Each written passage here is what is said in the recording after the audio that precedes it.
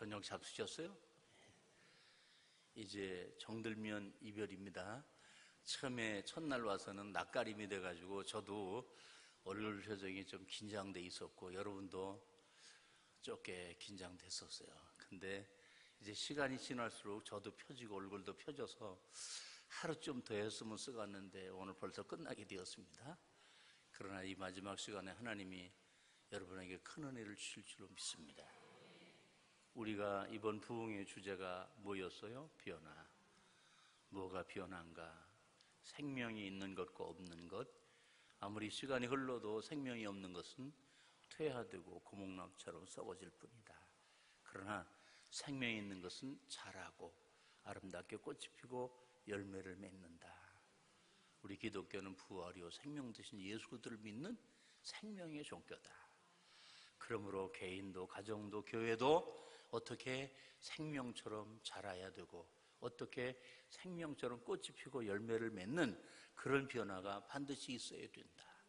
근데 언젠가부터 한국교회는 생명이 없는 종교처럼 교회가 침체되고 그리고 교회가 오히려 변질되고 그래서 교회라는 자체가 세상 사람들 앞에 전혀 기대감을 상실하고 부담을 느끼게 하는 그런 교회들로 변질되어 가고 있는데 바로 이런 시점에서 우리 목포 세안교회가 120주년을 맞이하면서 다시 변화되어 다시 도약하여 이 교회를 통해서 교회들이 다시 살아나고 하나님께 영광이 돌려지고 그런 소문난 교회로 하나님이 복 주실 줄로 믿습니다. 그런 교회가 되어지기를 주님의 이름으로 축원합니다. 교회는 건물이 아니라 여러분이 교회입니다. 여러분이 변화해야 여러분의 가정도 여러분의 교회도 변화됩니다.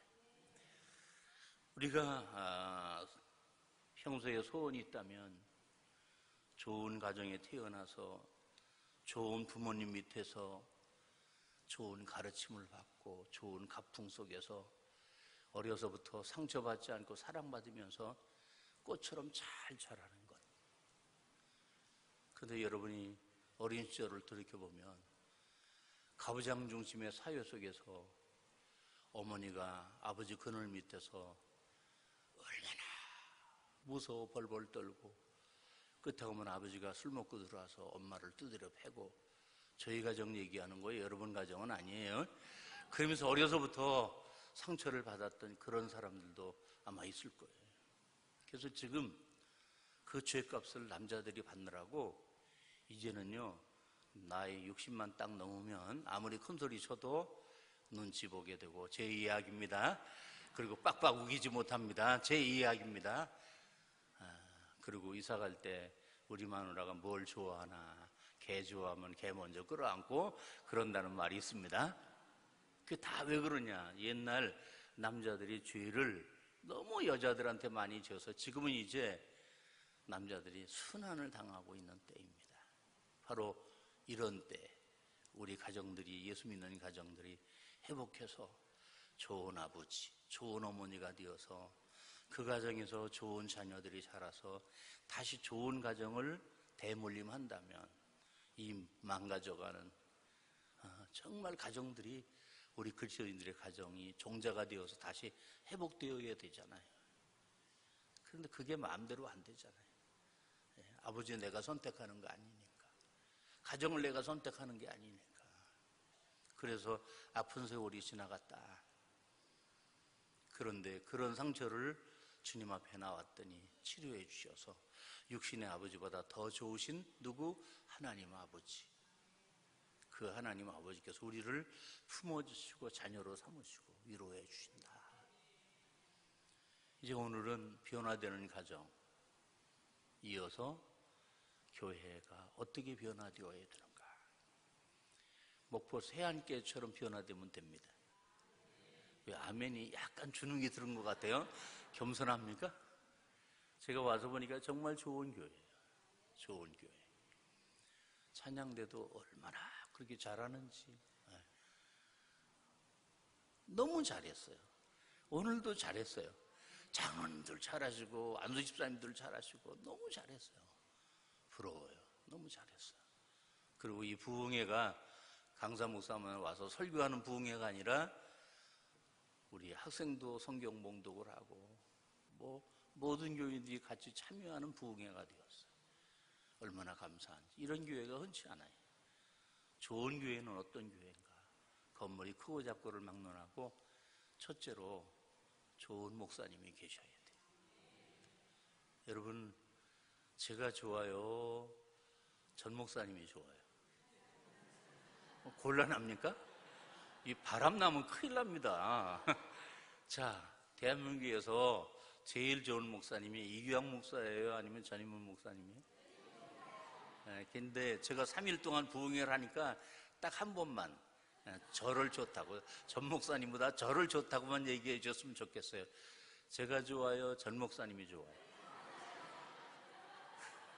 이 바람난 사람이 한 사람 있는 것 같은데. 예, 제가 전 목사님을 그전에는 몰랐었어요. 근데 교회갱신협의회에 거기에 같이 활동을 하면서 굉장히 정의로우시고, 그리고 논리가 분명하시고, 그리고 굉장히 강직하신 분, 저런 분, 정치 안 하시는 분, 저런 분, 저런 분들이 우리 교단에서 이 교단을 붙잡아 준다면 교단이 얼마나 좋아질 수 있을까, 그런 기대를 걸 만큼 참 좋은 분이다, 먼 발치에서 그렇게만 생각하고 있었어요. 그런데 이제 좀 가까워지면서 우리 아드님 전 목사님이 저희 교회에 와서 저와 같이 동역을 하고 이번에 와서 기사 노릇했어요. 이 교회 부목사님 짐 덜어주라고.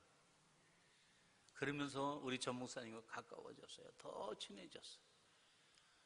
여러분, 전 목사님 같은 분 많지 않아요. 오늘 떠나는 마당에 제가 아첨 좀 하는 걸, 처음에 아첨을 해야지 떠날 때 무슨 아첨을 해요. 여러분, 좋은 목사님인지 아닌 목사님인지 떠나보면 알고 돌아가시면 압니다. 같이 있을 때는 몰라요. 그래서 따라잡히다. 있을 때 잘해. 알겠습니까? 있을 때 잘해. 마치 부흥회 때 강사 대접하는 것처럼 담임 목사님 대접하고, 더 좋은 대접은 부흥회 때 강사 목사의 설교를 귀 기울여 들으며 아멘하는 것처럼 담임 목사의 설교에 귀를 기울여서 아멘하고. 그래서 목사님을 인격적으로 존중하고 말씀을 사모하면, 목사는 돈 벌기 위해서 목회한 거 아니잖아요. 그렇죠? 네. 그리고 목사는 자기 가족보다 더 교회를 사랑하고 교인들을 사랑하는 사람이어야 되잖아요. 그런 마음으로 목회자가 된 거예요. 그런 마음으로. 그래서 교인들이 좋아하면 죽을 똥 살 똥 모르고, 예? 교인들이 은혜 받으면, 말씀을 잘 들으면 죽을 똥 살 똥 모르고 잠 안 자면서 말씀 준비하고. 전 목사님은 암에 한 번도 안 걸리셨는데 전 목사님을 암에 걸리게 하는 방법이 있습니다. 그게 뭔지 아세요? 목사님, 저는 목사님이 너무 좋아요. 말씀이 너무 좋아요. 그러면서 목사님을 좋아하세요. 알겠습니까? 그 목사님은 그게 진짜인 줄 알고 내가 이들을 위해서 죽어야지. 그러군요. 죽을 똥 살 똥 모르고 모든 것을 다 쏟게 되어 있습니다. 근데 그렇게 열심히 설교 준비를 했는데 아멘, 꼭 아멘을 이렇게 하는 거예요. 가다가 한 번씩 아멘 아멘 소리도 안 하고, 그리고 뿔뚝거리고, 에? 섭섭증에 걸려가지고 말도 안 하고 인사도 안 하고, 뒤로 UPI 통신으로 들리는데 목사가 어쩌고 저쩌고 그러더라고요. 그런 소리를 들을 때마다 표현은 못하지만 이 마음이 아리기 시작하는 거예요. 그러면 그 목사님 암에 걸려서 빨리 세상 떠납니다. 알겠습니까? 목회자를 즐겁게 하는 것은, 기쁘게 하는 것은 엄마가 젖을 잘 잘 나오게 하는 거예요. 여러분, 엄마가 나쁜 거를 먹으면 그 젖이 나쁜 게 나오잖아요. 그러니까 왜 목사님을 평안하게 해드리냐면은 우리가 그 젖을 먹고 사니까 불편한 마음에, 섭섭한 마음에, 그런 마음으로 설교 준비하는 거하고, 생각해 보세요. 정말 우리 교인들이 이렇게 나를 사랑하는데, 이렇게 말씀을 사모하는데, 정말 말씀을 좀 더 깊이 연구해서 살찐꼴을 먹여야지. 그렇게 해서 만들어낸 설교하고, 또 주일이 왔네, 어떻게 설교를 하지? 그리고는 꼴도 보기 싫은 사람이 앞자리에 앉아가지고 꾸벅꾸벅 졸고, 그럴 때 목회자는요, 그 교회를 떠나고 싶은 마음에 생겨지는 거예요. 그리고 내가 왜 목사가 됐나? 참 세상에서 힘든 일이 목회구나. 그러면서 조금씩 마음 아파하는 거예요. 있을 때 잘해. 아멘 안 해요? 제가 반말하는 게 아니라 속담이 그런 거예요. 계실 때 잘해. 목사님 보따리 싸가지고 서울 가시고 난 다음에 그런 목사님 없었다고 그러지 말고 계실 때 잘해. 좋은 교회, 좋은 목사님이 계셔야 해요. 좋은 장로님들이 계셔야 돼요. 좋은 장로님들이 계셔야 돼요. 목사는 한 사람이지만 장로님들은 여러분들이에요. 그럼에도 불구하고 당회에서 목사와 장로 사이는 부부와 같은 관계예요. 뭐든지 같이 의논해야 돼. 뭐든지 같이 가야 돼. 서로 이론이 다르면 교회가 평안하지 않기 때문에 서로 다른 이론이 있으면 그걸 어떻게든지 하나로 만들어가지고 하나의 의견으로 집약해서 함께 가야만 되는 곳이 어디예요? 교회예요. 담임 목사라고 해서 목사 먼 데로 갈 수 없어요. 그런데 사사건건 브레이크를 걸고 다른 의견을 주장하고 아니라고 말하고, 그럴 때 목사의 가슴에 피멍이 드는 거예요. 피멍이 드는 거예요. 그래서 이렇게 얘기를 해야 돼요. 저는 안 합니다. 저는 반대입니다. 저는 어느 분이 장로님인지도 잘 몰라요. 알겠습니까? 근데 당회를 할 때에도 저는 그거 반대입니다. 그래서 반대입니다라고 입 밖으로 끊어내면 그때부터 시험 드는 거예요. 그래서 반대입니다라고 했는데도 목사님이 그대로 하면 그때부터 섭섭증에 걸려서 목사하고 같이 각을 세우면서 가게 돼 있는 거예요. 그래서 흔히 민주주의라고 그렇게 얘기를 하더라고요. 결코 당연한 민주주의가 아니에요. 신주주의예요. 어떤 게 하나님의 뜻인가? 목사님도 하나님의 뜻을 찾고 장로님들도 하나님의 뜻을 찾고, 아시겠습니까? 내 주장이 아니에요. 기도해 봐야 돼요. 그리고 이렇게 말해야 돼요. 제가 기도해 보니까 제 생각에는 이렇게 했으면 좋겠습니다. 다른 분들도 얘기하시죠.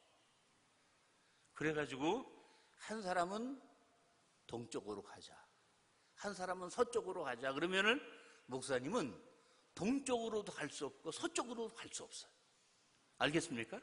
그래서 만약 동쪽으로 가는 편에 목사님이 쓰면 어떻게든 그 교회는 동서로 쪼개지는 거예요. 그렇게 난처하게 만들지 말고, 그럴 경우에는 어떻게 해요? 끝까지 주장하지 말고 어떻게 해요? 우리가 이렇게 의견이 각각 다른데 목사님께 맡깁시다. 그래서 목사님이 기도하시고 목사님이 말씀하시면 우리가 그대로 따라갑시다. 그러면 생각해 보세요. 목사님이 동쪽으로 의견을 반대하고 서쪽의 의견을 반대하고 목사님이 당신 주장을 하겠어요?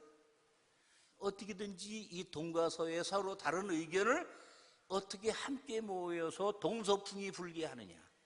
그렇죠? 동서풍이 불게 하느냐. 그래서 이쪽 의견도 참작하고 이쪽 의견도 참작하고 기도하면서 당회 때 그럼 이렇게 하는 게 좋겠습니다. 그러면 그냥 좋습니다. 목사님 생각대로 하시죠. 그런 당회가 되어야 돼요. 알겠습니까? 저 이 소리에 안 하려고 그랬어요. 근데 갑자기 이런 얘기가 하고 싶은 거예요. 아무리 은혜로운 교회라고 할지라도 이런 말이 있어요. 목사님이 제일 싫어하는 회 민어회도 아니고 갈치회도 아니고 당회를 제일 싫어한대. 당회만 없으면 목회를 하겠대. 이 한국 장로교회는요, 이 당회 때문에 제일 큰 교단이 되었기도 하지만 이 당회 때문에 가장 변화가 안 되는 교단이기도 해요. 그러니까 정말 이 목포 세안교회가 변화되길 원한다면 제가 지금 의견을 제시하는 것처럼 당회가 그렇게 변화되어야 합니다. 아시겠습니까? 절대로 주인 주장하면 안 됩니다. 내 주장대로 교회를 이끌어 가려고는 안 됩니다. 그렇게 교회를 이끌어 갔다고 할지라도 그 사람 장차 하나님 앞에서 큰 심판 받습니다. 네가 하나님이냐? 내가 피 흘려 값주고 산 교회를 어떻게 내 마음대로 교회를 좌지우지하면서 내 마음대로 교회를 그렇게 짓밟아 놓느냐? 심판받습니다. 그러니까 어떻게 해야 된다고요? 제 생각은 이렇습니다만은, 또 김장로님 생각도 이렇습니다만은, 이거 가지고 표 붙일 게 아니고 그냥 목사님이 기도해 보시고 다음 당회 때 말씀하시면 우리 모두 따르겠습니다.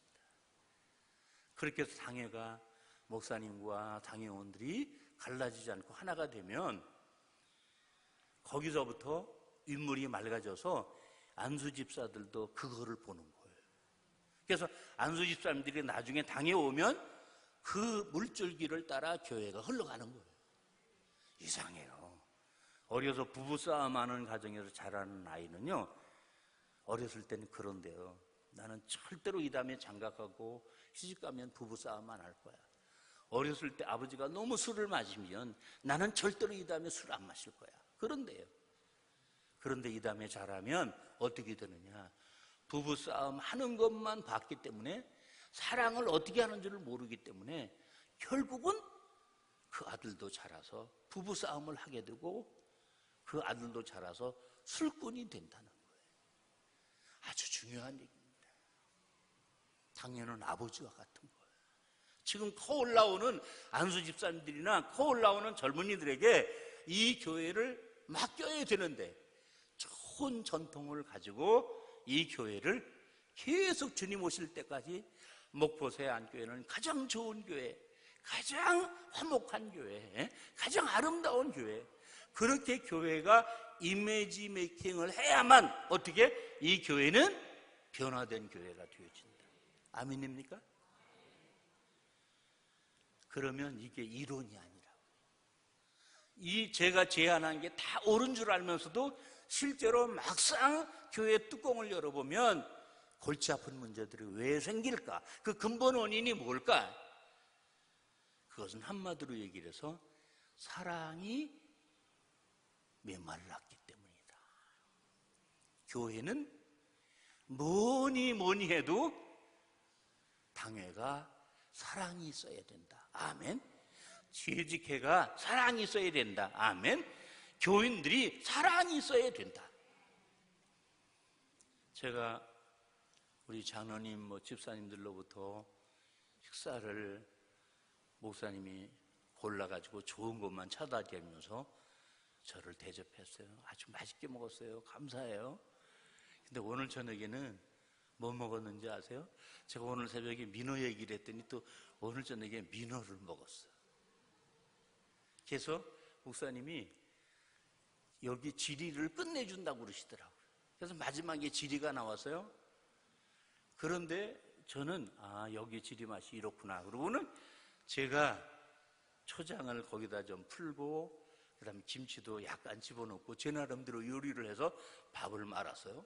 그랬더니 목사님 뭐라고 하시냐면은 이거 간을 안 한 거잖아. 그러니까 그 주인이 나와가지고 섬기는 분인지 몰라도 간을 빠뜨렸네. 그래가지고 제가 그 말하는 걸 옆으로 밀어가지고 간 맞은 거를 다시 갖다 주었어요. 재료는 다 똑같아요. 뭐가 틀려요? 간을 했느냐 안 했느냐가 틀려요. 그때는 이미 회도 다 먹었어요. 막판인데. 그런데 진짜 맛있는 거예요. 그래서 그거를 다 먹어가지고 지금 배가 불러요. 단추 풀러볼까요? 정말 맛있더라고요. 무슨 차이라고요? 간. 제가 칭찬했어요. 찬양도 잘하고 말씀도 잘 듣고 다 좋아 보인다.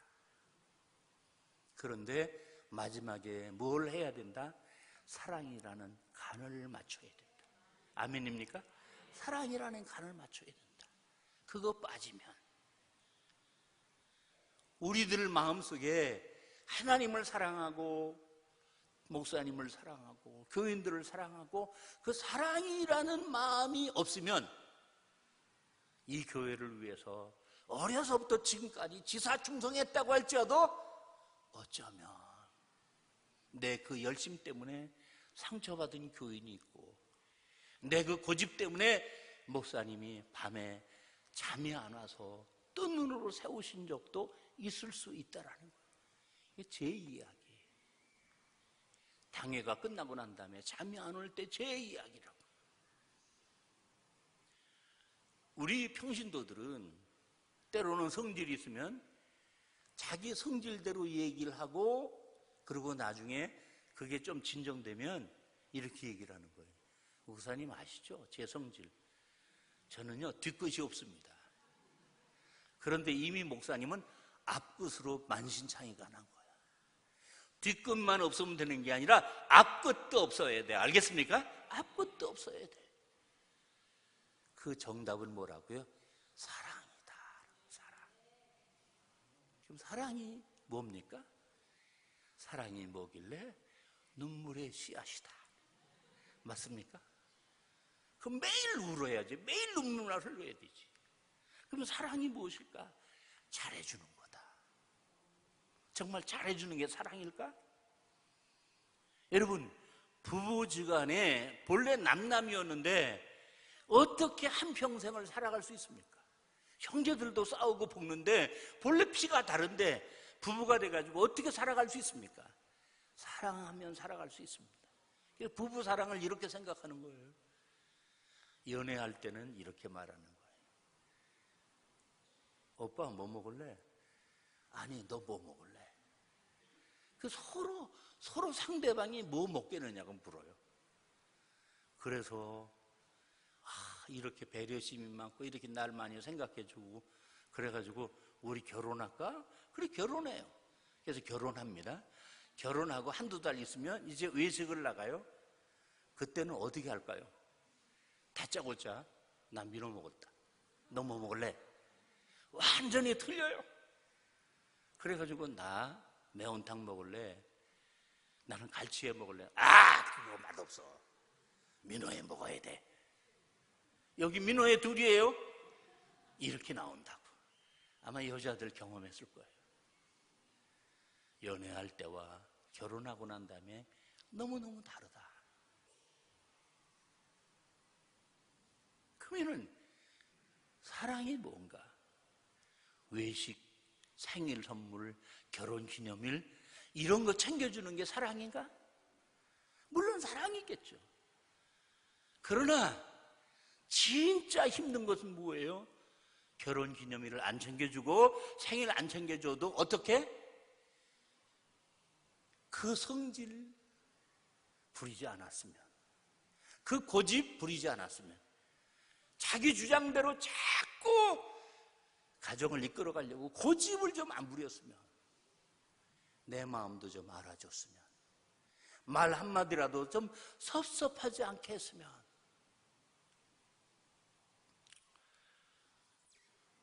서울 아내가 남편 출근할 때 여보 잘 다녀오세요. 서울 사람들 그러잖아요. 여보 뭐 잊은 거 없어? 그러니까 뭐 잊었나? 그렇구나. 그래가지고 쪽 하고 갔어. 자기 뭐 잊은 거 없단가? 아, 뽀뽀 안 해버렸네. 네. 보소, 뭐 잊은 거 없는겨? 그랬더니 먹고, 용돈도. 제가 서울 사람 얘기를 했고요, 전라도 사람 얘기를 했고요, 호남 사람 얘기를 했어요. 똑같은 아젠다인데 어떻게 해요? 지역마다 그 말 표현이 아주 다르다는 거예요. 사랑은 뭐예요? 일단은 말부터 바꿔야 돼요. 말부터 바꿔야 돼요. 그런데 그 말이 입에서 나오는 줄 알았는데 입에서 나오는 게 아니라 어디서 나와요? 가슴에서 나오는 거예요. 가슴에서. 그러므로 사랑은 그려요. 어떻게 그려요? 하트로 그려요. 영어로 하트가 뭐예요? 심장이래요. 사랑은 어디서 나온다고요? 마음에서 나온다. 사랑의 말은 어디서 나온다고요? 마음에서 나온다. 그러므로 그 말을 교회에서도 바꿔야 되는 거예요. 성도들끼리 바꿔야 되는 거예요. 재직해서 바꿔야 되는 거예요. 당회에서 바꿔야 되는 거예요. 그러면 사랑이 뭘까? 우리는 항상 모든 판단의 기준과 가치를 성경에서 찾아내요. 성경이 말하는 사랑이 진짜 사랑이고, 그런 사랑을 하려면 어떻게 해야 되느냐라고 답도 어디서 나와요? 성경에서 나와요. 그래서 교회가 아무리 모든 것을 잘한다고 할지라도 정말 사랑에 빠지면 간이 맞지 않은 민어 지리와 같다, 매운탕과 같다. 꼭 이거 기억하시고 오늘 말씀을 통해서 이 교회가 사랑이 있다고 할지라도 사랑은 한이 없는 그릇에다 담아야 돼요. 알겠습니까? 한 대박이 아니에요. 사랑이 없는 게 아니라 사랑은 계속해서 부어도 부족한 거예요. 그래서 여러분 교회가 사랑이 없다라는 말이 아니라 어느 교회보다 사랑이 많을지라도 그걸로 만족하지 말고 어떻게 사랑이 풍성한 교회로 변화되어진다면 이 교회는 희망 있는 교회예요. 이 교회는 희망을 주는 교회가 된다. 결코 프로그램이 아닙니다. 어떤 결과물이 아닙니다. 교회는 뭐다? 사랑이다. 그러면 히브리서 11장에는 찾지 마세요. 히브리서 11장에는 아벨을 비롯해서 많은 믿음의 사람들의 이름이 쫙 나와요. 이런 사람들은 세상이 감당치 못한다고 말씀을 하고 있어요. 그래서 언필칭 성경에서 믿음장이 어디냐 그러면 히브리서 몇 장? 11장이다 그렇게 말해요. 그럼 성경에서 사랑장이 어디냐 그러면 어떻게? 따라서 하세요. 실력이 없으면? 따라서 하라니까요. 실력이 없으면 눈치라도 있어야 된다. 자, 성경의 사랑장이 어디라고요? 고린도전서 13장. 땅 짚고 헤엄치는 거예요. 그래서 고린도전서 13장의 사랑장이라고 하면 우리는 생각하기를 고린도 교회는 고린도전서 13장입니다. 고린도 교회는 얼마나 사랑이 많길래 그렇게 사랑 이 사랑에 대한 성경 구절은 세상의 불신자들도 감탄할 만큼 노래를 부를 만큼 기가 막힌 말씀이에요. 우리 한번 오늘 성경 고린도전서 13장 1절부터 읽겠습니다. 내가 사람의 방언과 천사의 말을 할지라도 사랑이 없으면 소리나는 구리와 울리는 꽹과리가 되고 내가 예언하는 능력에서 모든 비밀과 모든 지식을 알고 또 산을 옮길 만한 모든 믿음이 있을지라도 사랑이 없으면 내가 아무것도 아니요 내가 내게 있는 모든 것으로 구제하고 또 내 몸을 불사르게 내줄지라도 사랑이 없으면 내게 아무 유익이 없느니라. 큰 소리로 사랑은 오래 참고 사랑은 온유하며 시기하지 아니하며 사랑은 자랑하지 아니하며 교만하지 아니하며 무리에 행하지 아니하며 자기 유익을 구하지 아니하며 성내지 아니하며 악한 것을 생각하지 아니하며 불의를 기뻐하지 아니며 진리와 함께 기뻐하고 모든 것을 참으며 모든 것을 믿으며 모든 것을 바라며 모든 것을 견디느니라. 이런 주옥과 같은 말씀이 있으니까 얼마나 고린도 교회가 사랑이 많길래 이런 말씀을 기록했나. 여러분, 그렇게 오해할 수 있습니다. 그건 오해입니다. 왜 오해냐?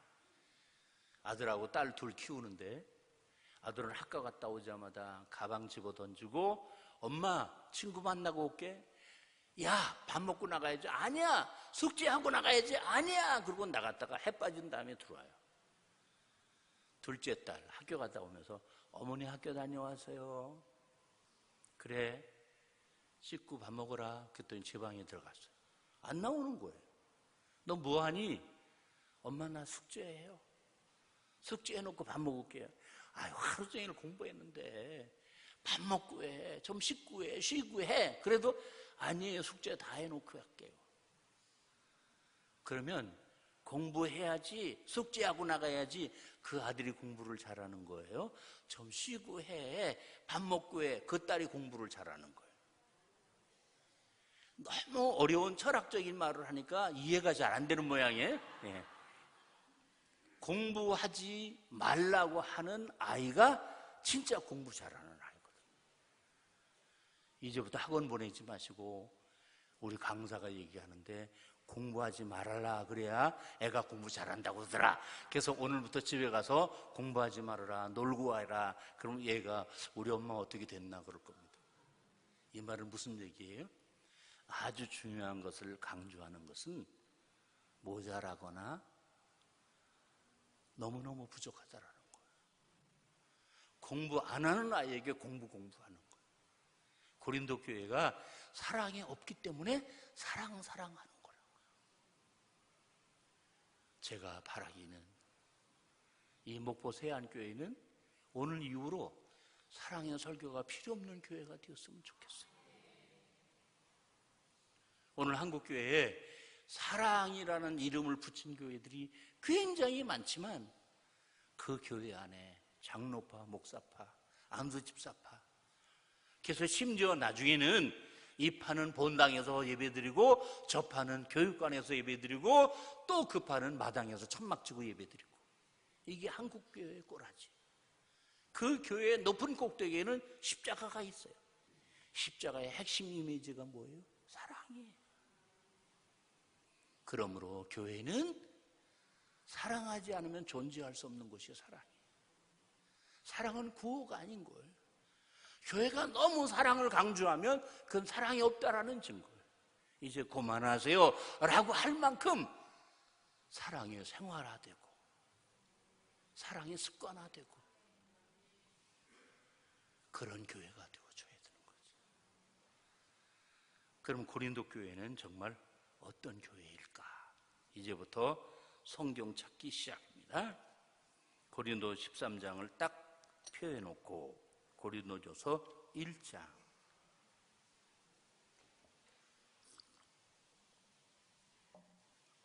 시작. 10절입니다. 형제들아, 고린도전서 1장 10절, 형제들아, 내가 우리 주 예수 그리스도의 이름으로 너희를 권하노니 모두가 같은 말을 하고 너희 가운데 분쟁이 없이 같은 마음과 같은 수로 온전히 합하라. 그러면 이 고린도 교회가 뭐가 문제예요? 분쟁이 있다는 거예요. 이게 분쟁의 원인이 뭔가? 교회는 여러 사람들이 모였잖아요. 그런데 같은 말을 해야 되는데 어떻게? 마음이 서로 다르니까, 뜻이 서로 다르니까 같은 말을 안 하니까 말싸움에서부터 시작해서 교회가 분쟁이 휘말려가지고 교회가 내분하기 시작하는 거예요. 12절입니다. 시작. 내가 이것을 말하거니와 너희가 각각 이르되 나는 바울에게, 나는 아볼로에게, 나는 게바에게, 나는 그리스도에게 속한 자라 한다 하는 것이니. 여러분, 이 고린도서는 누가 기록했어요? 바울이. 그런데 고린도 교회 안에 파가 있는데 목사파, 장로파, 안수집사파, 권사파 그런 것처럼 이 고린도 교회의 파는 어떤 파예요? 첫째 바울파, 두 번째 아볼로파, 세 번째 게바파 베드로입니다. 네 번째 심지어 그리스도파.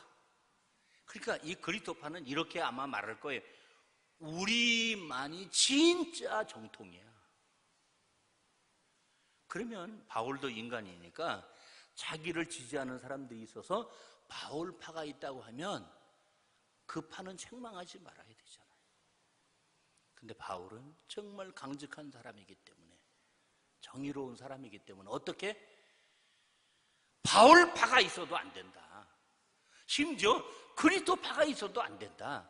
아볼로파, 게바파만 아니라 나 바울파도 있으면 안 되고 심지어 그리스도파도 있으면 안 된다. 파가 있으면 안 된다라는 거예요. 파가 있으면 안 된다. 근데 왜 파가 생겼다고요? 마음이 다르고 뜻이 달라서. 어떤 일이 벌어졌다고요? 말이 다르니까. 각각 다른 말을 하니까. 그리고 각 파벌로 자기 주장을 하기 시작하니까 하나님이 하나예요. 그리스도도 하나예요. 성령도 하나인데 마치 각각 다른 세 신을 믿는 것 마냥 이 교회가 분파가 일어나 분쟁하기 시작했다. 이게 오늘 한국교회에 두드러진 현상입니다. 여러분, 이런 파벌이 있기 시작하면 그때부터 이제 합병증이 오기 시작합니다. 어떤 합병증이 올까? 껑충 뛰어서 고린도후서 12장으로 넘어갑니다. 고린도 전서 때 이런 파벌이 있더니 이제 고린도 후서는 한참 있다가 보낸 서신인데 이 교회가 이 바울 서신을 보고 교회가 변화되었는가 아니면 더 나빠졌는가 한번 보라는 거예요. 고린도전서 12장 찾으셨으면 아멘. 20절입니다. 내가 갈 때 너희를 내가 원하는 것과 같이 보지 못하고 또 내가 너희에게 너희가 원하지 않는 것과 같이 보일까 두려워하며 시작. 또 다툼과 시기와 분냄과 당짓는 것과 비방과 수근거림과 거만함과 혼란이 있을까 두려워하고. 이제는 새끼를 쳐버린 거예요. 서로 뜻이 다르고 마음이 다르고 말이 달라서 파로 나눠진 걸로 끝나지 않고 그걸로 인해서 서로 중상모략하고 거만 떨고 남피해방하고 교회가 완전히 아수라장이 된 거예요. 그것만이 아닙니다. 교회가 그렇게 되면 막가파가 되는 거예요. 12장 21절입니다. 또 내가 다시 갈 때 내 하나님인 나를 너희 앞에서 낮추실까 두려워하고 또 내가 전에 죄를 지은 여러 사람이 행한 그 행한 바 시작. 더러움과 음란과 호색함을 회개하지 아니함 때문에 어떻게 할까? 슬퍼할까 두려워하노라. 여러분, 교회가 이렇게 돼버렸으니 쪼개지고 분쟁하고 교회가 음란해지고 이런 교회가 되었다면 이 교회에 누가 나가겠어요? 이 교회가 어떻게 세상에 빛과 소금이 되겠어요? 그러면 마치 이것은 암 말기 환자와 같은 누구도 치료하기 어려운 정말 중증 교회가 되어버린 거예요. 이런 모습들을 볼 때 어떻게 이 교회를 회복시키지? 어떻게 한국 교회가 변화될 수 있지? 안타까움이 우리들에게 있는 것처럼 바울도 너무너무 안타까워서 편지를 2번씩이나 보내고 있는 거예요. 그런데 바울은 이 교회의 문제를 지적하기만 하지 않고 문제의 원인이 무엇인가를 지적해주고 있고, 그리고 문제의 해결책이 무엇인가를 대안까지 제시해주고 있다. 이게 성경 말씀입니다. 알겠습니까? 문제의식이 없는 사람과 문제의식이 없는 교회를 향하여 너희들이 가지고 있는 문제가 이러이러한 거다라고 깨우쳐서 그 문제가 왜 일어났는지 아니? 이것 때문이다. 그리고 그 문제에 대한 해결책이 뭔지 아니? 이렇게 하면 그 문제를 회복할 수 있다, 해결할 수 있다, 다시 좋아질 수 있다. 대안과 답이 있는 그런 진리가 성경이라고요. 세상의 모든 논리, 세상의 모든 지식들은 비판하고 정죄하고 그래가지고 죽이기만 하지만은 성경은 뭐예요? 정의로운 말씀이기 때문에 지적하지만 자비로운 말씀이기 때문에 치료하는 말씀이다. 그러면 문제의 원인이 뭘까? 이 교회에 문제의 원인이 있는데 그게 고린도전서 12장입니다. 12장 찾으셨으면 아멘. 1절 시작. 형제들아, 신령한 것에 대하여 나는 너희가 알지 못하기를 원하지 아니하노니. 여기 알지 못하기를 우리 번역으로는 그렇게 되어 있으니까 이 교회가 영적인 지식이 부족하다, 그렇기 때문에 이 교회가 이렇게 됐다 생각하기 쉬운데, 이 알지 못한다라는 이 말은 원래 어떤 뜻이냐면은 실수하다, 잘못 알고 있다라는 뜻입니다. 알겠습니까? 모르는 것보다 더 무서운 게 뭐죠? 잘못 알고 있는 거거든요. 그리고 그거를 고집을 부리는 거예요. 그런데 이 잘못 알고 있는 이 상태가 어떤 상태냐면은 영어로 얘기하면은 현재 진행형이에요.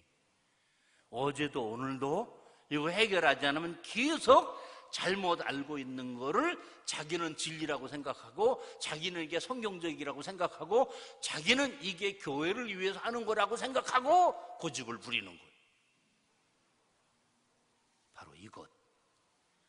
자기가 얼마나 잘못되고 있는지를, 자기가 너무 무지하고 있다는 사실을 모르고 있는 거예요. 이게 모든 문제의 원인이다. 그러므로 설령 자기가 어떤 주장을 한다고 하면 한 번쯤 기도하면서 묵상하면서 과연 이게 내 생각이 옳은 걸까? 하나님이 이거를 기뻐하실까? 이게 과연 성경적인 것일까? 라고 한 번쯤 기도하면 어떻게 깨닫게 해주시겠죠. 그러면은 이 교회가 신령한 것에 대해서 뭘 모르고 있느냐? 이 교회는 너무 세속도시에 살고 있기 때문에 너무 세속적이라고만 우리가 오해하기 쉬운데 아니에요. 이 교회는요, 우리가 흔히 사모하는 성령 충만한 교회, 은사 충만한 교회, 그런 교회가 어떤 교회일까? 고린도 교회다라고 착각할 만큼 이 교회는 성령의 역사가 강력하게 나타나는, 현상적으로 나타나는 그런 교회다라는 거예요. 어디? 고린도전서 12장 4절. 은사는 여러 가지나 시작. 성령은 같고 직분은 여러 가지나 주는 같으며 또 사역은 여러 가지나 모든 것을 모든 사람 가운데서 이루시는 하나님은 같으니 각 사람에게 시작. 성령을 나타내심은 유익하게 하려 하심이라. 이 말은 무슨 뜻일까?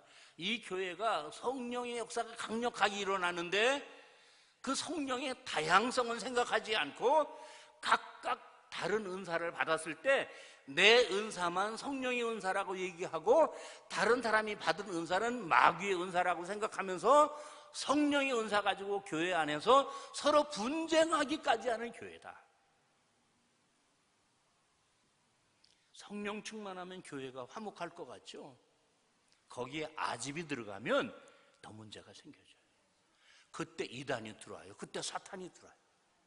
그러면 이 고린도 교회가 성령 충만하다는 말은 무슨 말일까? 9가지 은사가 이 고린도 교회에 있어요. 믿음, 능력, 병고침, 방언 통역함, 이런 가지 은사가 이 고린도 교회에 있는 교회다라는 거예요. 그러니까 성령의 은사만 있다고 해서 교회가 좋은 교회다라고 말할 수 없다라는 거예요.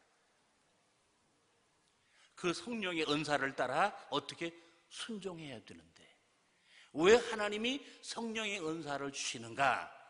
그걸 가지고 병 고치고, 그걸 가지고 자기 이름을 내고, 그걸 가지고 돈 버는 데 쓰는 게 아니라, 성령의 은사는 사랑하라, 교회를 사랑하라, 이웃을 사랑하라, 사랑을 위해서 주시는 은사다라는 거예요.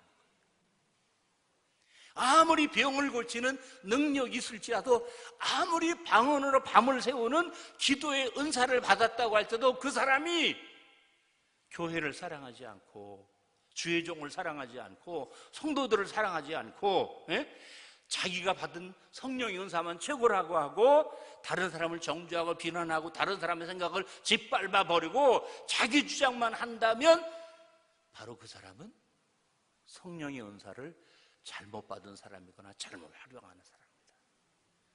잘못 알고 있는 거다. 그러면 성령으로도 해결이 안 된다면 이 교회가 해결이 되는 해결책이 무엇인가? 지금까지 문제점을 쭉 말씀을 드렸습니다. 그런데 그거에 대한 대안과 해결책이 바로 오늘 본론이에요. 고린도전서 13장 1절, 내가 사람의 방언과 천사의 말을 할지라도, 이 교회에 방언하는 사람이 있었던 거예요. 그 다음에 내가 예언하는 능력이 있어서 모든 비밀과 모든 지식을 알고 이 교회에 투시하는 은사가 있는 사람이 있었던 거예요. 그런데 너희가 방언을 할지라도, 너희가 투시를 할지라도 그렇게 말하지 않고, 어떻게? 그 모든 문제점을 바울이 자기가 끌어안고 마치 빙 둘러서 당구를 치는 사람처럼 빙 둘러서 내가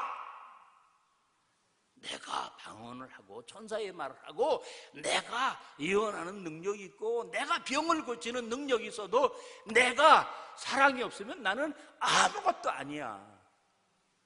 바울이 그렇게 말할 때 그 바울을 보고 찔림이 있기를 바라고, 자기 돌아옴이 있기를 바라고, 회개가 있기를 바라는 마음으로 어떻게 자기를 쳐서 드러내고 있는 거다. 오늘 우리도 마찬가지. 이 설교 말씀을 듣다가 보면 꼭 저 목사님이 나 들으라고 설교를 하는 것처럼 생각되어질 때가 있어요. 이번 부흥회 때도 혹시 여러분 그런 생각 드는 사람이 있었습니까? 없었습니까? 이번 설교는 날 들으라고 하는 것 같다. 그러나 저는 여러분의 정보를 몰라요. 목사님이 우리 교회 안에 이런 사람이 있으니까, 이런 장로님이 있으니까 이런 설교를 좀 꼭 해주고 가세요. 목사님 그럴 뿐도 아니지만 저는 그렇게 묻지도 않았어요. 누가 다 하셔요? 하나님이 다 하셔요. 말씀을 들을 때 저건 저 목사님이 자기 얘기를 하는 게 아니라 내 얘기를 하는 거구나, 알아들어야 돼요. 깨달아야 돼요. 회개해야 돼요. 변화되어야 돼요. 내가 천사의 말을 하고, 내가 병 고치는 능력이 있고, 내가 사랑 없으면 꽝이야.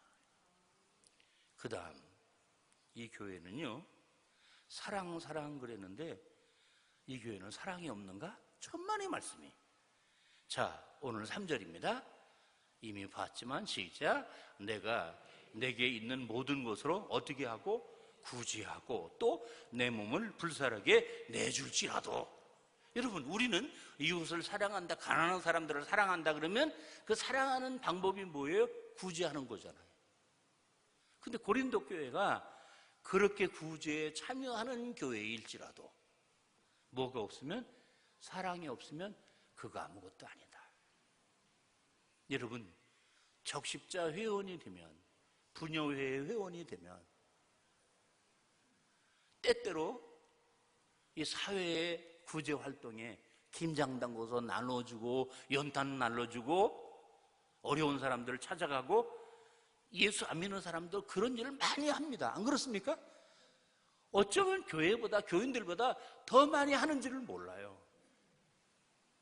그러면 예수 믿는 사람들이 교회에서 하는 것과 불신자들이 사회에서 하는 것의 차이가 뭘까요? 차이가 사랑 있음, 사랑 없음의 차이다. 어떤 사랑? 주님의 사랑. 주님의 사랑.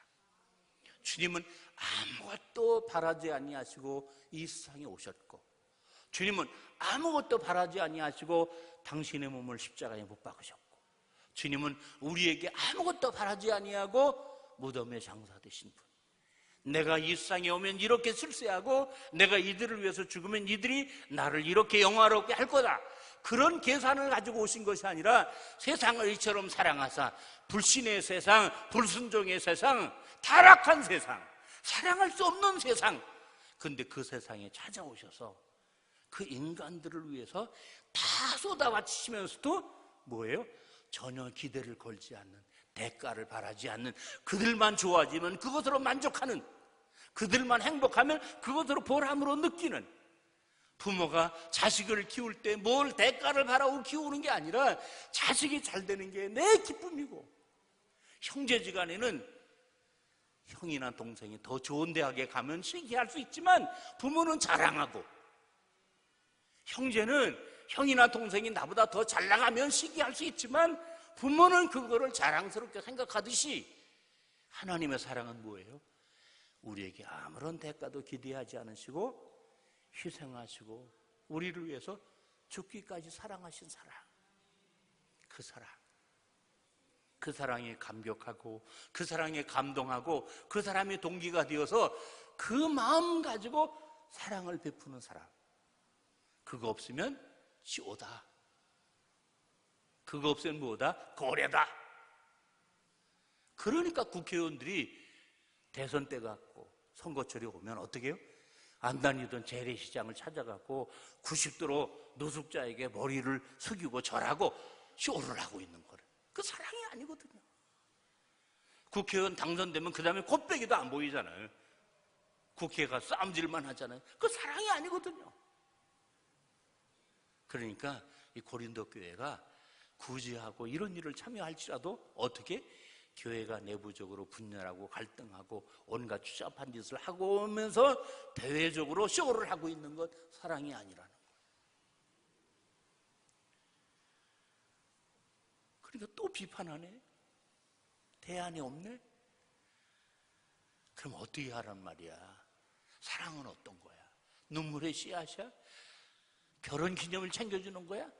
잘해주는 거야? 아니라는 거예요.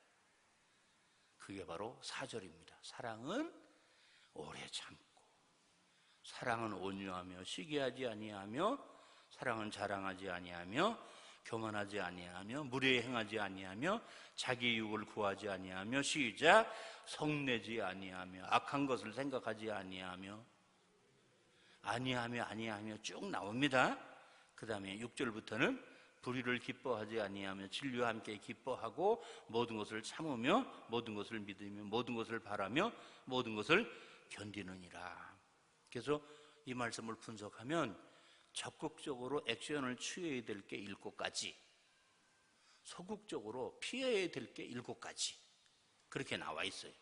오래 참고 온유하고 진리와 함께 기뻐하고, 모든 것을 참고, 모든 것을 믿고, 모든 것을 바라고, 모든 것을 견디고, 이거는 열심히 해야 될 일이에요. 근데 정말 이를 악물고 하지 말아야 될 것, 시기하지 아니하며, 자랑하지 아니하며, 교만하지 아니하며, 무례 행하지 아니하며, 자기 유익을 구하지 아니하며, 성내지 아니하며, 악한 것을 생각하지 아니하며. 그래서 사랑은 뭘까?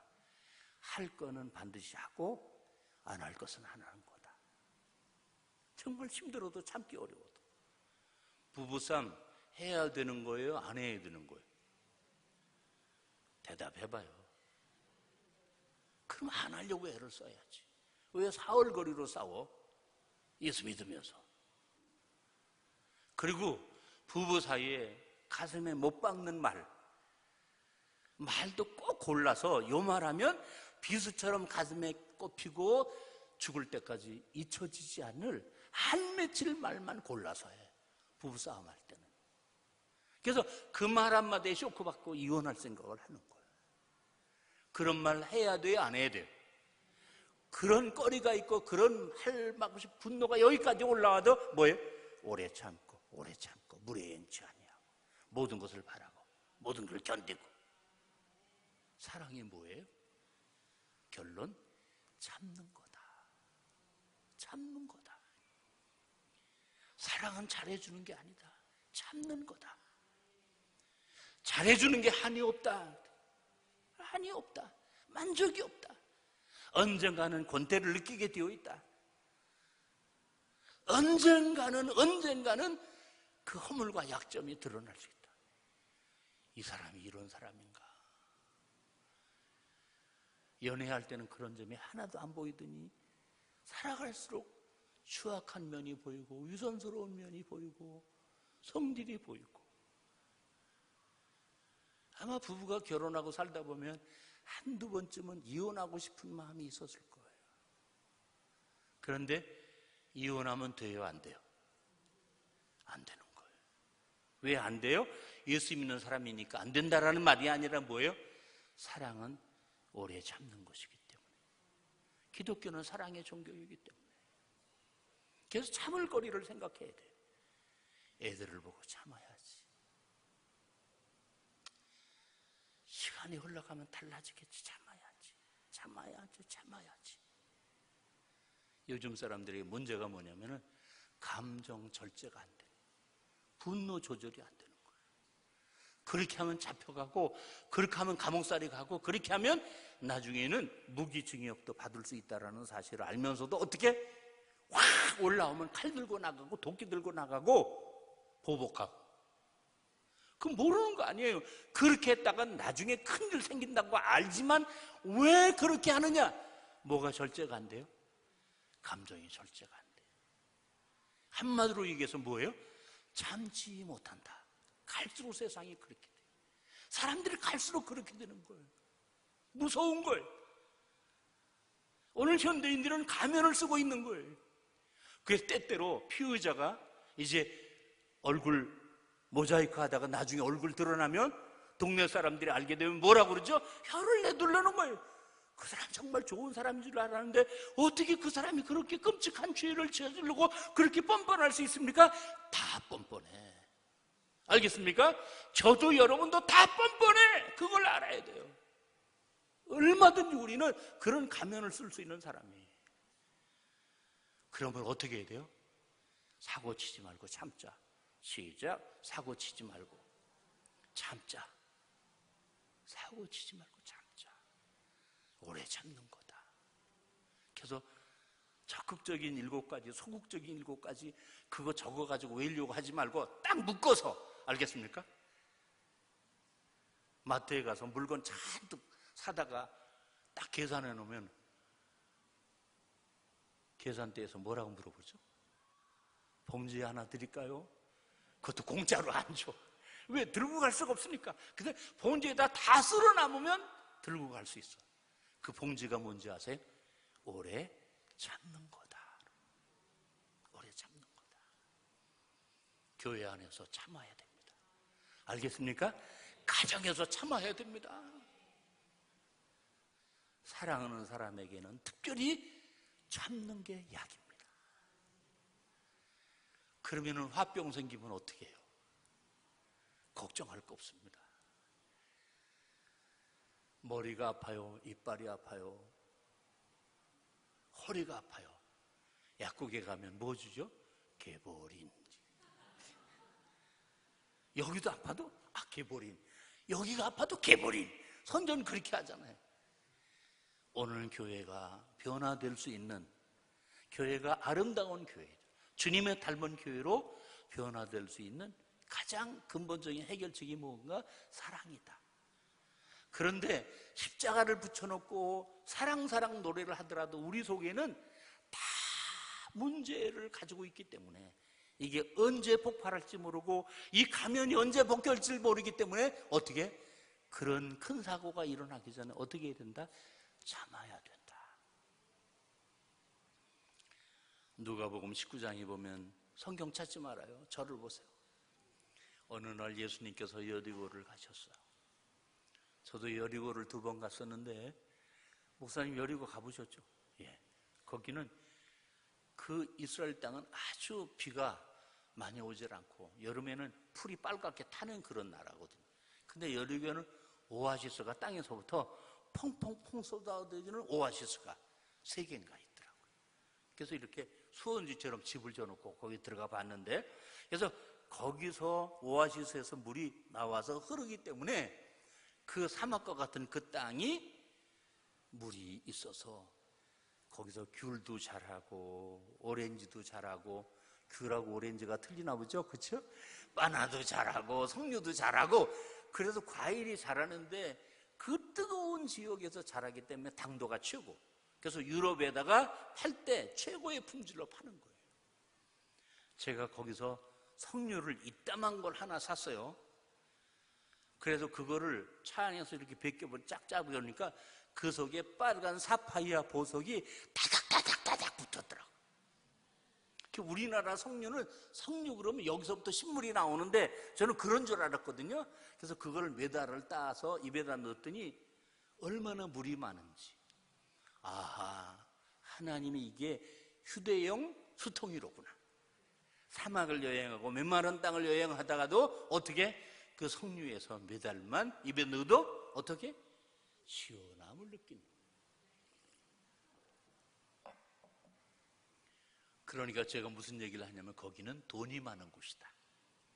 장사하는 사람들이 많은 곳이다. 사람들이 많이 몰려다니는 곳이다. 근데 거기서 뭐예요? 세무서장 삭개오가 있었다. 그러니까 그 사람은 흔히 얘기하는 것처럼 노랑방석에 앉은 거예요. 그 당시 로마 제국 치하에서 세리장 그러면 1년에 세금을 얼마를 매기는 거예요. 거기서 2억만 내라. 그러면 3억을 하든지 4억을 하든지 나머지는 누구 거? 내 거. 그러니까 세리장 삭개오라고 해서 얼마나 돈이 많겠어요.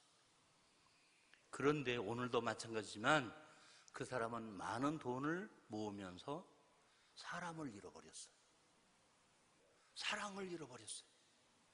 많은 돈을 가지고 있지만 정작 꼭 필요한 사랑이 없었어요. 사람이 그리웠어요. 사랑이 그리웠어요. 근데 어느 날 예수라는 사람이 자기 동네에 왔다가 간다는 거예요. 예수에 대한 소문을 들었는데 예수가 가는 곳마다 사람들이 바글바글 예수를 만날 수 없을 만큼 그렇게 인기가 있다는 거예요. 삭개오는 그 예수가 어떤 사람인가를 보고 싶었어요. 그가 예수님의 제자가 아니니까 그 무리 속에 뛰어들어갈 수 없었어요. 사람들에게 맡겨서 예수를 만질 수도 없었어요. 그래서 잔머리를 굴렸어요. 그가 키가 적었어요. 예수님이 움직이실 때 막 뛰어서 앞으로 가가지고 뽕나무에 올라갔다. 돌감남나무. 그렇게 얘기를 하더라고요. 제가 그 나무에 가서 사진도 찍었어요. 그러니까 올라가서 이렇게 내려다 보니까 예수의 일행이 이렇게 지나가는 거예요. 아, 예수가 저렇게 생각하구나. 나보다 뭐 잘생긴 것 같지도 않은데 그랬겠죠? 나보다 돈이 없을 텐데 근데 왜 사람들이 저렇게 따를까? 도대체 예수의 비결은 뭘까? 그런 생각 안 했겠어요? 근데 자기 앞을 지나갈 때 예수님이 고개를 딱 드시더니 삭개오야 내려와 내려와 자기의 이름을 부르는 거예요. 너무 놀랬던 거예요. 어떻게 저 예수가 내가 삭개오라는 걸 알았을까? 그런데 그 예수님이 뭐라고 하냐면은 내가 오늘 너네 집에서 하룻밤 자고 갈게 그러는 거예요. 너무 기뻐서 무릎 앞에 깨지는 줄 모르고 거기서 내려왔어. 그러고는 예수님을 모시고 자기 집으로 갔어요. 그 동네에서 제일 좋은 집이었겠죠. 그렇죠? 딱 들어가니까 이태리 가구장에 50년 된 꼬냑 아주 비싼 술 어느 집에 가면 그렇더라고요. 그건 무슨 치장이라고 쫙 해놓고 그런 집 있잖아요. 그러니까 뇌물로 받은 거 별게 그 집안에 다 있었을 거예요. 성경에 그런 말 없지만 있었을 거예요, 당연히. 근데 예수님이 딱 보시면서 저거는 세금 1억 깎아주고 받은 뇌물이구나 아셨을까요? 모르셨을까요? 저 담배는 10개 통관시키면서 하나 삥땅 돌린 거구나 아셨을까요? 모르셨을까요? 다 아셨을 거예요. 우리는요, 누구 단점을 알면요, 너만 알아, 예? 절대로 다른 사람한테 얘기 안 해야 돼, 알았지? 너니까 내가 해주는 거야. 근데 그것까지 덧붙여, 너만 알아, 예? 그래가지고 나중에는 다 알아. 그러니까 남을 비난하고 남의 허물을 우리는 덮고 자시를 못해. 왜? 입에서 중풍이 들려가지고. 근데 예수님은 그 삭개오의 비리의 속과 박을 다 아시면서도 침묵하셨다. 우리가 예수님이었다면 얼마나 말하고 싶었을까? 근데 예수님은 어떻게? 이 정도가 아니에요. 참으시고 아무 말씀도 안 하셨다는 거예요. 그러니까 삭개오가 몸이 달아가지고 지가 입을 열은 거예요. 예수님, 저는요, 예수님 오늘 만나고 난 다음에 너무 행복해요. 제가 이제 새 사람이 되겠어요. 재산을 절반을 딱 잘라가지고 가난하고 어려운 사람들에게 나눠주겠어요. 이걸 뭐라고 그래요? 사랑이라고 하는 거예요. 알겠습니까? 나하고 아무 상관이 없는 사람에게 주면 다시 돌아올 희망이 없는 사람에게 내 소중한 것을 나누는 게 뭐라고요? 사랑이다, 구제다라는 거예요. 그동안 얼마나 많은 죄를 졌겠어요. 제가 누구에게 착취한 것이 있게 되면 4배나 더에 갚겠습니다. 그 당시 법은 배상만 하면 돼. 근데 더블로 배상하겠다. 이걸 가리켜서 뭐예요? 회개라고 하는 거예요. 자기 잘못을 인정하고 그것을 속죄하는 게 뭐예요? 회개라고 하는 거예요.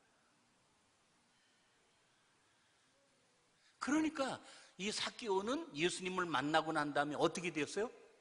사랑과 회개, 회개와 사랑을 한꺼번에 삶으로 결단하는 사람으로 어떻게 했어요? 변화되었어요. 그때 비로소 예수님은 이 사람도 아브라함의 자손이다. 삭개오와 함께 예수님이 삭개오 집으로 갈 때 동네 사람들이 손가락질하면서 저 예수가 저 삭개오 저 도둑놈, 면허증 가진 도둑놈, 저놈이 어떤 놈인 줄 모르고 그냥 어슬렁어슬렁 따라가는 거야. 그 나물에 그 밥이지 뭐. 다 들으셨지만 어떻게? 꾹 참으시고 그 집에 가셨어요. 그 비리를 다 보셨지만, 다 아셨지만 어떻게? 꾹 참고 안 말씀 안 하셨어요. 그랬더니 어떻게? 삭개오가 참지 못하고 토해내놨어요. 죄를 회개하고 사랑을 실천하기로. 그때 예수님이 뭐라고 말씀하셨어요? 이도 아브라함의 자손이다. 오늘 구원이 이 집에 이르렀다. 인자는 의인을 부르는 게 아니라 죄인을 불러 회개시키러 왔다.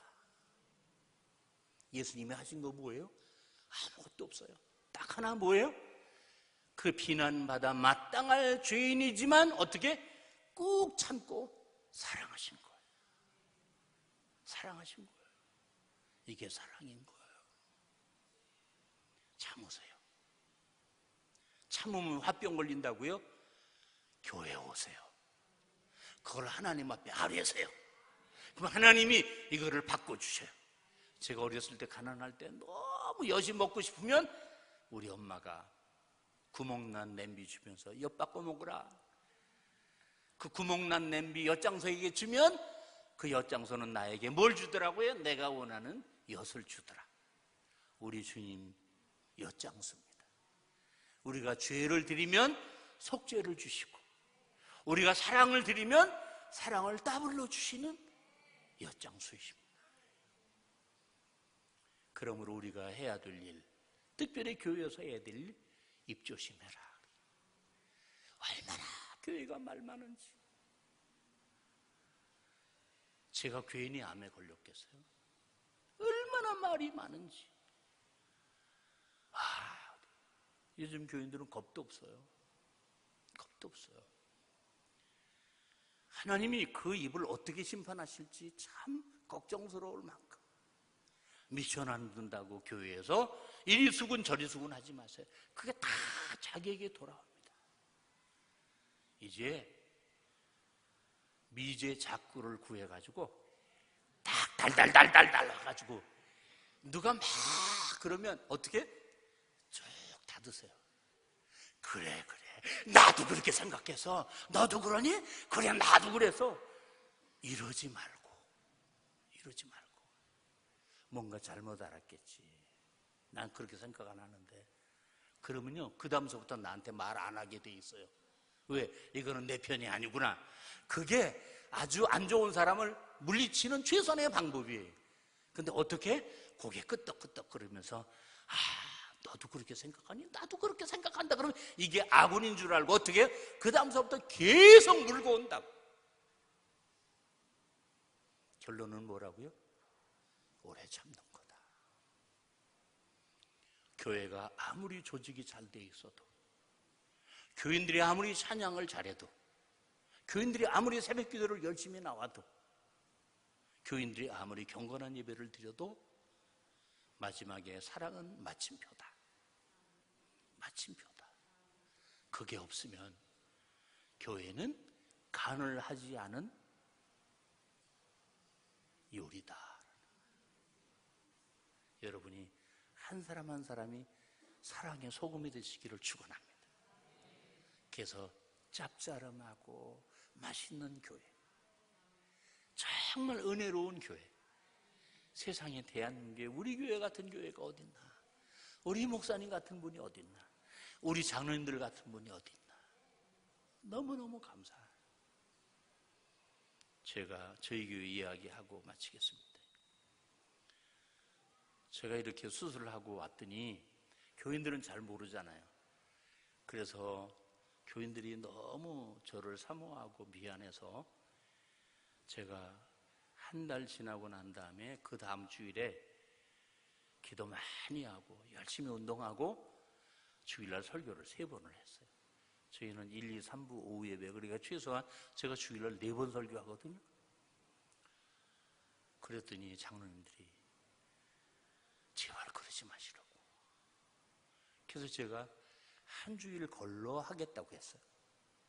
그랬더니 목사님 한 번만 하세요 그러더라고요. 그래서 어떻게 한 번 할 수 있어요? 1, 2, 3부인데 교인들 제일 많이 오는 3부에만 한다면 사람 차별하는 거 아니겠어요? 우리 목사님 1부는 뭐 교인이 아닌가? 뻔할 뻔짜거든. 그런 말 나오거든. 그러니까 어떻게? 돌아가면서 1부, 2부 했다가 2부, 3부 했다가 3부, 1부 했다가 이렇게 돌아가면서. 근데 그걸 보고 안타까워서 장로님들이 연판장을 하나 저 지난주에 써가지고 왔더라고요. 목사님 우리 교회 오셔서 이렇게 수고하고 이렇게 하셨는데 제발 쉬십시오. 설교하지 마십시오. 당해온 일동. 제가 그 연판장을 받고 쉬었겠어요? 안 쉬었겠어요? 쉴 수가 없어요. 그 다음 주일에 부흥회 한다는데 어떻게 쉬어요? 득세했어요. 근데 다음 주일에 새생명장치예요. 쉴 수가 없어요. 쉬고 싶어도 쉴 수가 없어요. 그런데 120년 되어가는 목포 세안교회에 3월 달에 부흥회 약속했어요. 쉴 수가 없어요. 쉴 수가 없어요. 감당할 수 있는 힘 주시겠지. 힘 주셨어요. 오늘 253m인가 되는 유달산 꼭대기 올라가서 1등 바위에. 그러니까 좀 힘들었지만 올라가면서 하나님이 많이 나를 회복시켜 주셨구나. 피암만 걸리면요 숨 쉬는 게 정말 힘들어요. 그래서 우리 교인들에게 이렇게 얘기했어요. 제가 겪어보니까 내가 숨을 쉬고 있다고 하는 것을 의식하지 않고 살아간다는 것, 이게 얼마나 행복한지 아느냐.